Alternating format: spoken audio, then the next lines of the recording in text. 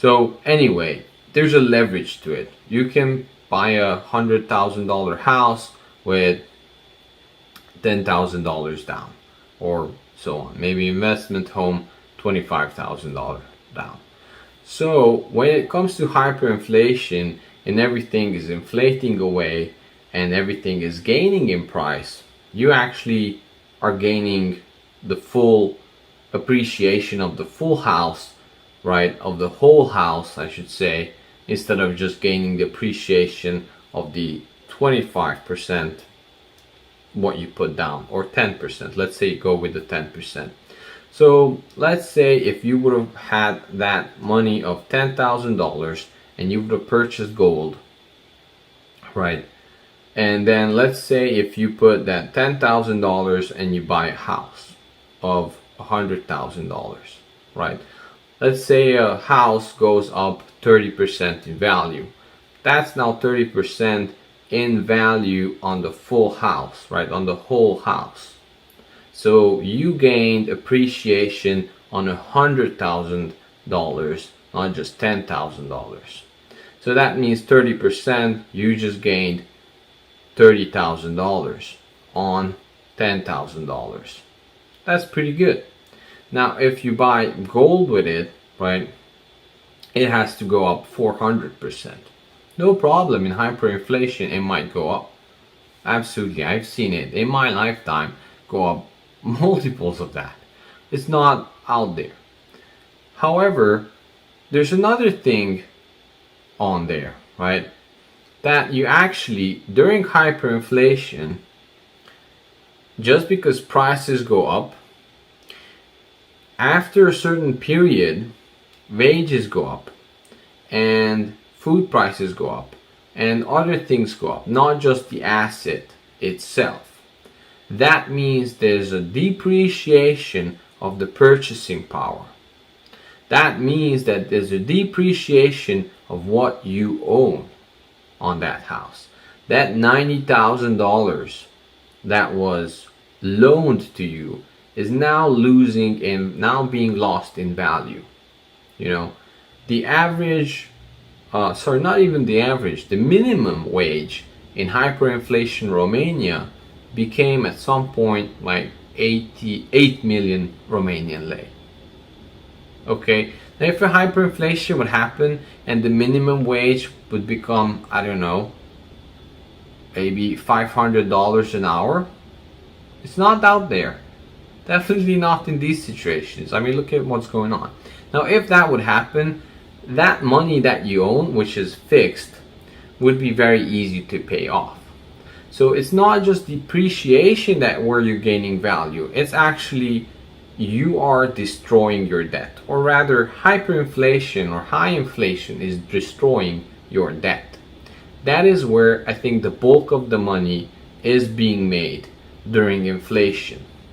Not the value of the asset going up, but actually destroying debt destruction, constructive debt destruction. That is where you're gaining money, I think.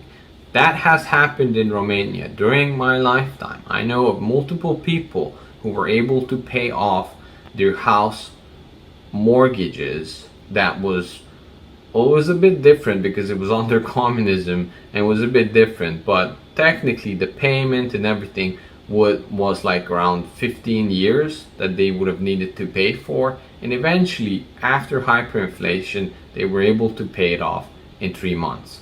And then I know another person who was able to pay it off in 1 month. So salaries, everything is fluctuating, especially foreign currencies. If you made your money in foreign currency or other currency that is not whatever is hyperinflating, you can gain a lot of value out of that and depreciate, or rather pay off the debt you have. Now, there in history there have been cases where that's not that easy. So I'm not saying it will always work out. But as long as the political shift doesn't change and everybody keeps the contract, right, and their end of the contract, then this is a likely scenario.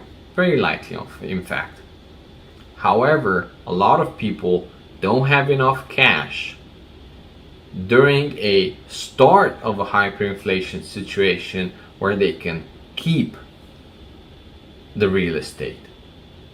Usually, it depends on the country, but there could be a deflationary period, a flock into cash, a shortage of cash before a hyperinflation loss of trust in the currency happens.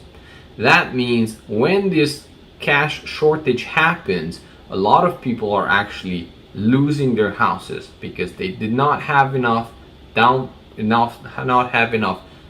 cash on hand to cover their mortgage payment.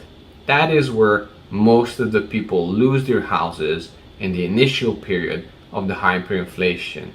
After that, taxes is one thing, but technically it gets easier and easier to keep the house. So know that, right? However, with houses is that you have to be able to keep it even if you cannot rent it.